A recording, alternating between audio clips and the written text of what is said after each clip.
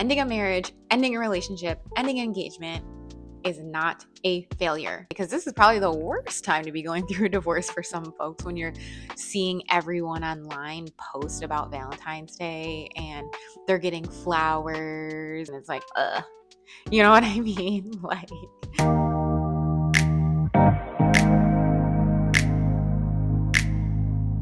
if you watched my last video, then you know that I am currently going through a divorce, or dissolution, as it's called. And my last video was about resetting while you're going through this. This video is going to be more so how to move through it in a way that is as peaceful as possible. I know my situation might be less dramatic than I anticipated that divorce would be like, or that I've seen on TV, or that I've seen in other relationships around me since I was a child. That divorce is kind of just like devastating, drama filled, arguing all the time, fighting in court type situation. That is not currently what I'm going through. Paperwork isn't fully signed and filed yet, but it is in the process. I think that we are both just moving through this very peacefully, at least to my knowledge. We communicate very minimally. I think that it is worth noting that going through a divorce, or ending an engagement, breaking up in a long-term relationship, I want to start off by saying it is not a failure. I think that a lot of people, specifically, I see women going through this, is that they look at it as a failure. And that's what makes it probably more devastating than the end of the relationship.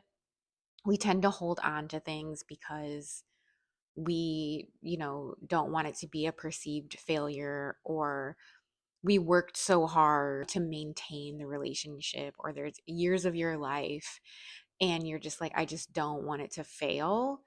And no matter how many times you both work on it, or how many conversations you have, and you guys are just not aligned any longer. And that is okay, honestly, for both sides. It's okay for both sides. Like, you're no longer aligned. Look at it in a way that is, you both now get to go find the things that you deserve. They deserve to find whatever it is that they're looking for and what suits them in their life. And you deserve literally that exact same thing.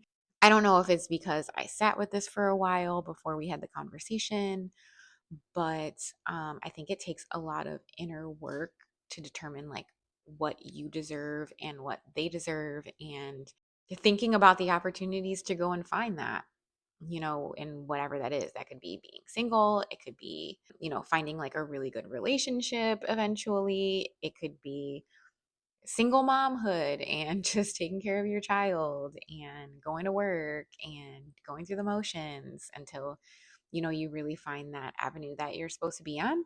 I just wanted to start it off with that, because I do think that, like, the term failed marriage, failed engagement, I hate those terms, because it's not a failure to end a relationship. Sometimes it's both of y'all winning and going to find what you need.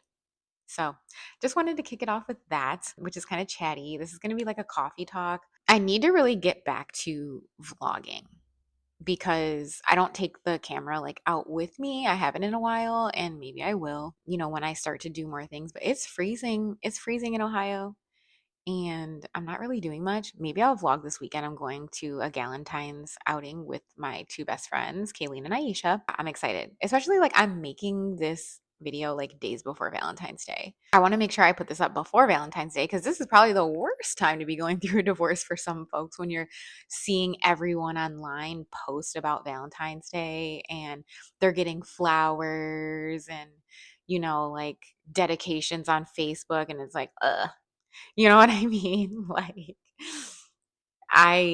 this is probably the worst time to be talking about this, or maybe the best time. This is the best time to be talking about this, because we're going to talk about how we're going to get through that. Because, girl, you just got to love yourself. I know that's so cliche. It's so cliche, and I'm just rambling. But the rest of this video is just going to be about how I'm maintaining a peaceful mindset during this time, and also a book recommendation at the end. I'm going to recommend a book. about someone going through a divorce and how they slowly, I mean, they went through a rough time in this book. It's a fiction, how they slowly got through it, and you see like this new beginning about to form towards the end of the book. So, recommendation at the end. But let's get into how I'm maintaining my peace throughout this season of my life. So, the first thing I did to maintain my peace was when my husband moved out, I immediately blocked him on all social media. And that is not because I have negative feelings towards him or that I hate him or anything like that. It is because I will read into anything he posts. It can be a meme, and I'll be like, is that about me? Is that about me? Is that about me? Like, I'll be like scared every time I see he has a story up or something like that. In like this social media era, like our parents didn't have to go through this, but in this social media era, I think just like doing anything to maintain your peace. Like, I also deleted his mom off of Facebook because she had posted something and I was like, is that about me? And I knew it probably wasn't. It probably wasn't. I was just on the defense. I just had all of these thoughts in my head. And it was like me deleting her and blocking him had nothing to do with them or anything that they are doing to me. They're not doing anything to me. It is really just quieting the noise in my head because it was an insecurity of mine. So I just had to like cut those ties off for my own mental peace. And also in the past, like when I have been going through a breakup or something like that, even all the way back to like 2004, like when we had Facebook, going through breakup and stuff like that, I was constantly like checking people's pages and being like, what's going on? Are they talking to somebody else? That obsessive behavior, I don't have room for it. I don't have room for it. I'm not a teenager anymore. So what? So what if they're talking about you? And so what if they moved on? Like it doesn't matter. What are we going to do?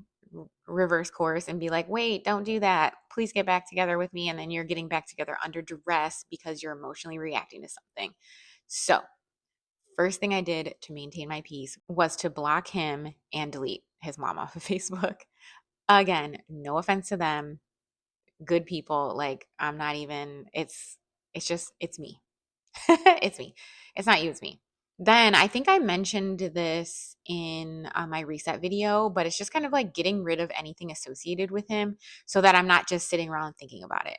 And this is again to preface nothing to do with him personally or him as a person. It's just you got to remove that stuff so you're not sitting around thinking about things like that.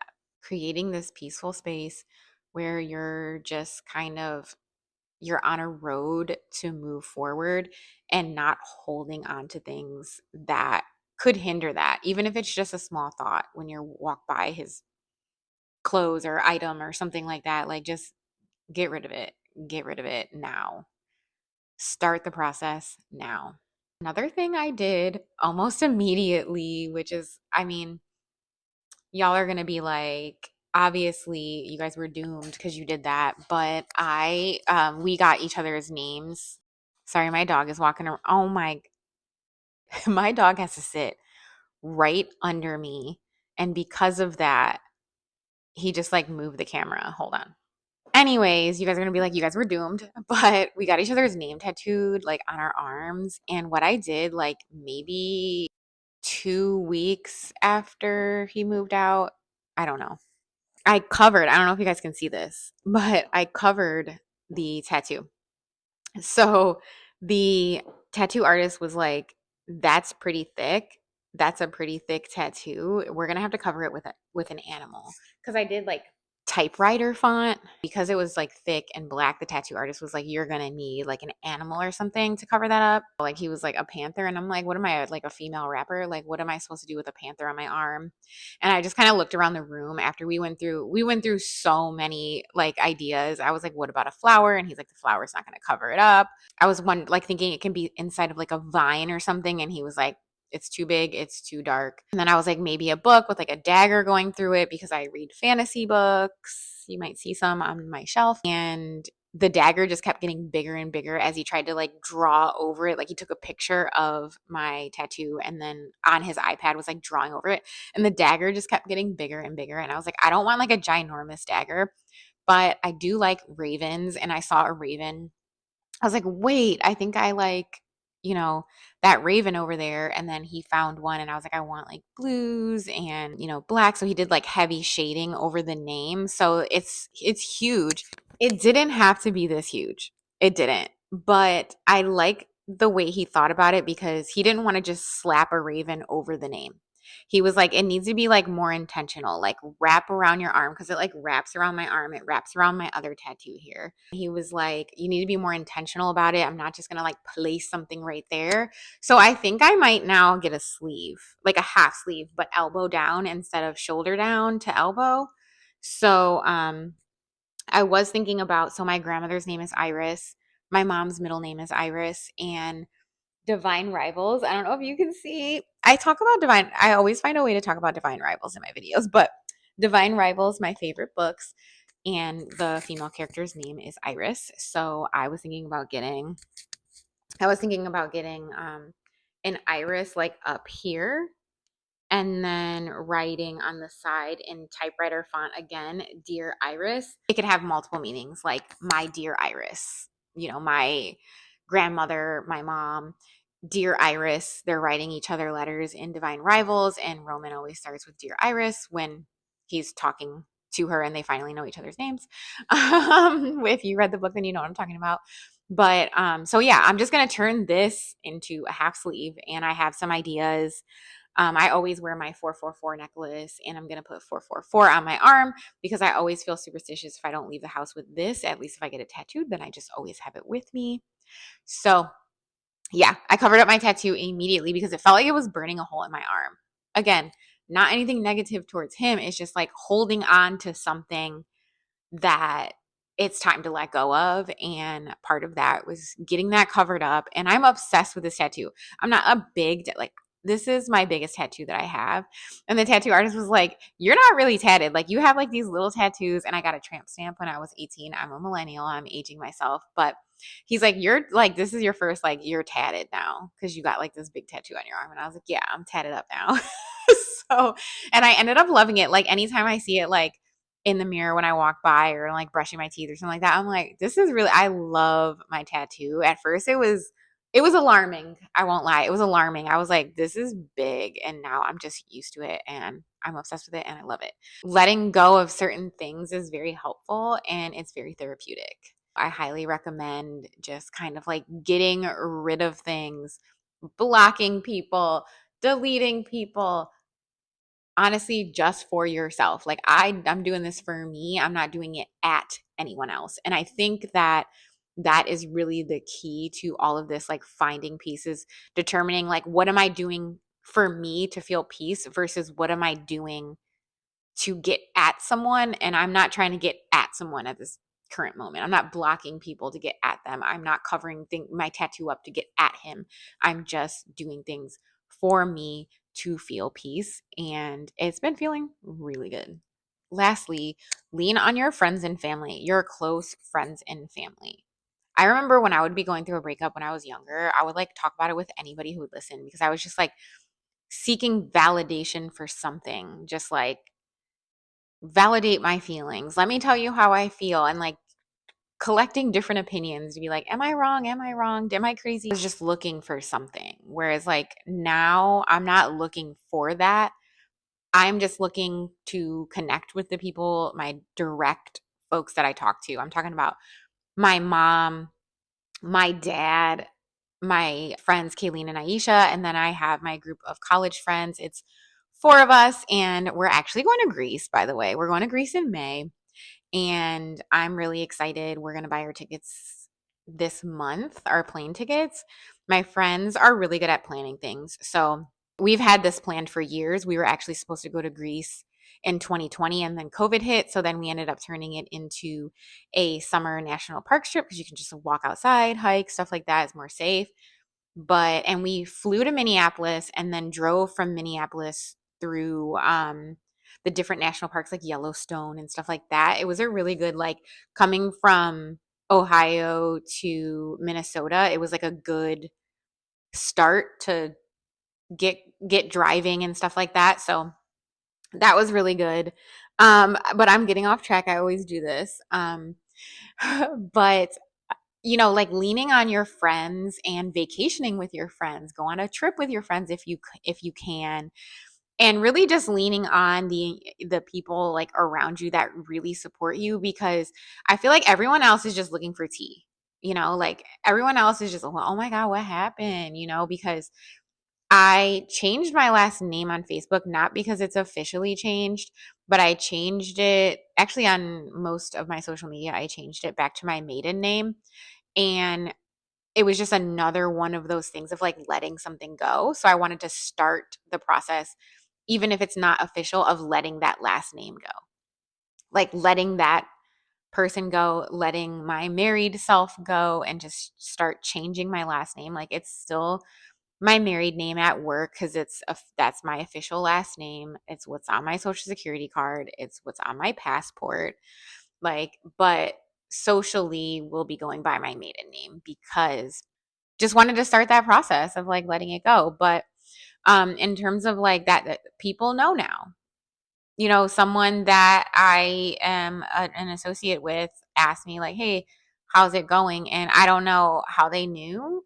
And I'm like, it doesn't matter how they know. Like, I changed my last name on Facebook. I changed my last name on Instagram. Like, people know. People are gonna know. Like, you don't just go back to your maiden name because of whatever.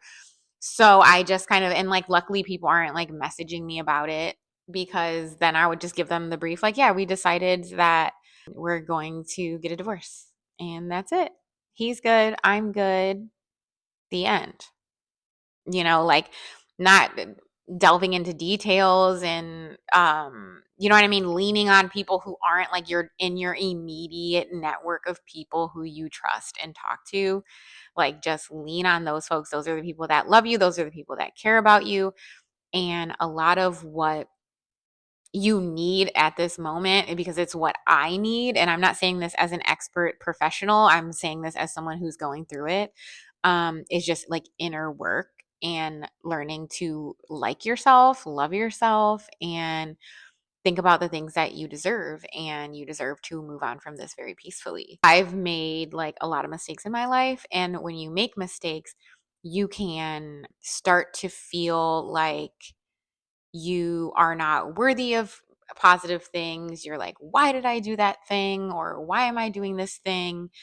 And I think it's actually in the mistakes that I've made that I started to love myself more, because it was the way that I had to get out of my rut, is to be like, you made this mistake. You did this thing.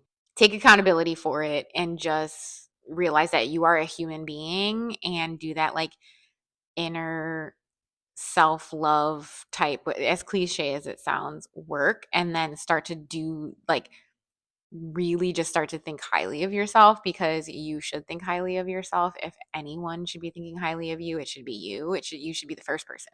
My mom and my dad are my biggest fans, right? But them loving me through mistakes and things like that wasn't what fully got me there. Like I had to get myself there. They got me like part of the way there. And I had to start believing them that I'm a good person, and believing them that I deserve good things. And, hearing it from my friends and things like that, like you have to do the work to believe them, and also have conversations with yourself. Like the reason why I love doing YouTube is because I talk to myself anyways. So this video can get 1 view, it can get 50 views, it can get 100 views. It doesn't matter. I like to talk to myself anyways. And I do a lot of like talking out loud, because it gives me a way to be like, I feel this way because I feel this way about myself because. And then when I'm done talking to myself, then I lean on my inner circle, and they really help.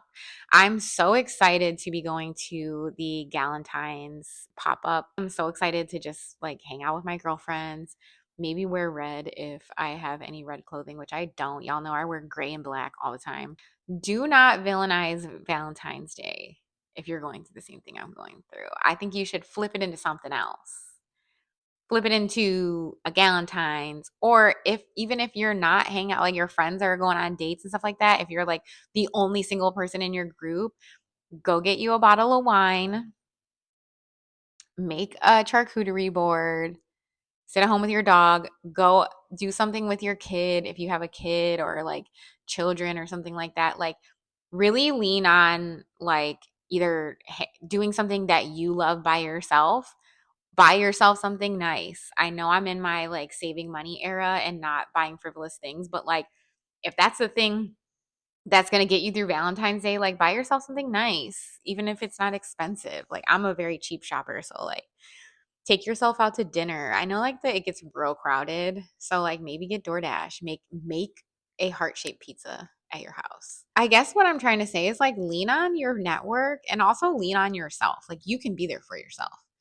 I don't think you should be the only person that's there for you. I think you should definitely lean into, and if you're someone who just feels like really alone, then get into some kind of therapy. My jobs always have an EAP program where I get like 5 to 6 free sessions with a therapist. And I've always utilized those when I go through things like this because it's just nice to talk to someone who is not involved and they give you like some really good advice. So I don't know. I again am rambling, but this what was I talking about? Yeah, leaning on the people around you, your close people who actually love you. Lean on yourself. Journal.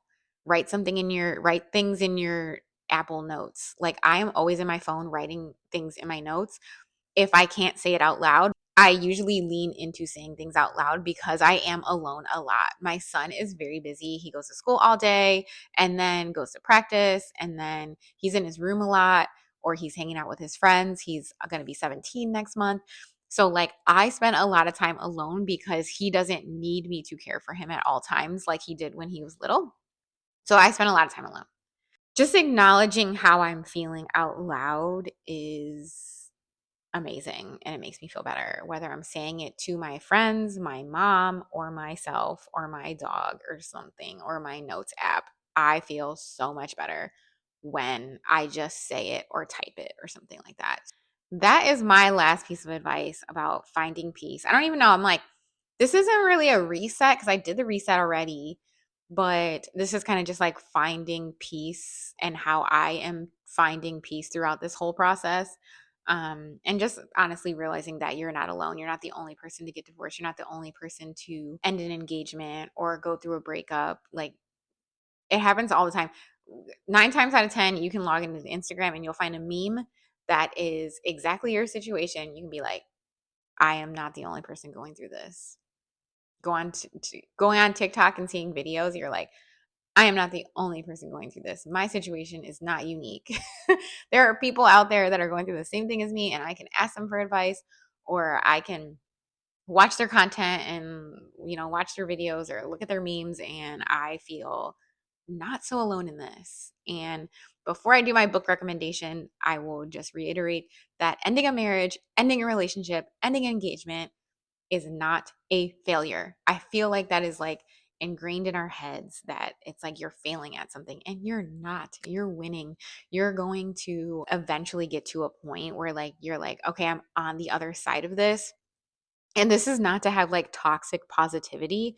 It's to just show you that like this is in the Bible. I'm not a like really religious person, but there's this quote in the Bible that is in a Mariah Carey song from maybe the Emancipation of Mimi. I don't remember. I forgot what song it is, but the guy in the song says, "Weeping may endure for the night, but joy comes in the morning." And that has always kind of gotten me through rough patches, especially in times of like breakups or like again like I'm making mistakes or I'm messing up at work or you know what I mean, something over the years since that album came out. I've always been like weeping may endure for the night but joy comes in the morning. Like eventually you're gonna get through it. It's like that journey, and this is I guess what I'm trying to say is like the journey that I'm on is just really like removing barriers to peace and doing my best to just kind of get through it. Now, on to my book recommendation. I am recommending, and I'll do like a screenshot here because I listened to the audiobook. I don't own the book, is The Wedding People. So The Wedding People is about Phoebe. She's going through a divorce. I believe he left her for someone else. And she decides to take herself on a trip and stay at this place that she's always wanted to stay at and treat herself. And she actually, this is kind of, so just trigger warning, some themes of suicide and just like depression. Like she's going through it really hard.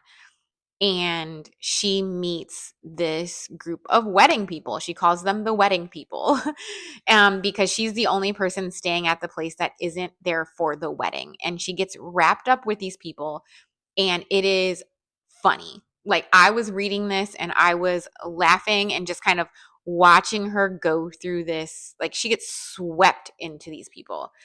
And it was like, in my opinion, exactly what she needed to kind of get through the funk that she was thinking about, no longer being here. And she gets swept into these wedding people and they revive her in a way. If you're going through a breakup or a divorce and you are looking for something to read, I think that that is the perfect book to see that you can be at your lowest point and just encounter people or encounter situations and just kind of get yourself to a place where you start to feel okay. It's not like a, jump into the future and see her happily married with someone else kind of book. It's really just a get her to even. And I appreciate that because while like meeting these wedding people might not be realistic, like you don't just go to a hotel and meet these crazy wedding people and get swept away into their wedding and have this very like unique experience, but it was just like getting her to neutral. And that was what was realistic to me. I might have just like spoiled it, but I feel like if you're going through something like this, you don't want a surprise, okay? You don't want a surprise. You want something that's going to be like, what's going to make me feel better? I need to like read about people going through the same thing as me, and spoiler alert, we get her to neutral, right? So I highly recommend The Wedding People. That's my one book recommendation. And I think that's what I'm going to be doing with these videos is like talking about like how I'm getting through this or talking about my routines or what I have going on, and then I'll do a book recommendation that is aligned with what I'm talking about if I have one. So that's all I mean, I rambled enough to you guys, so I'm just going to end it here. Let me know in the comments if you have any book recommendations for folks that are going through a breakup or a divorce. Throw it in the comments, and I will catch you in the next video. Thanks for watching.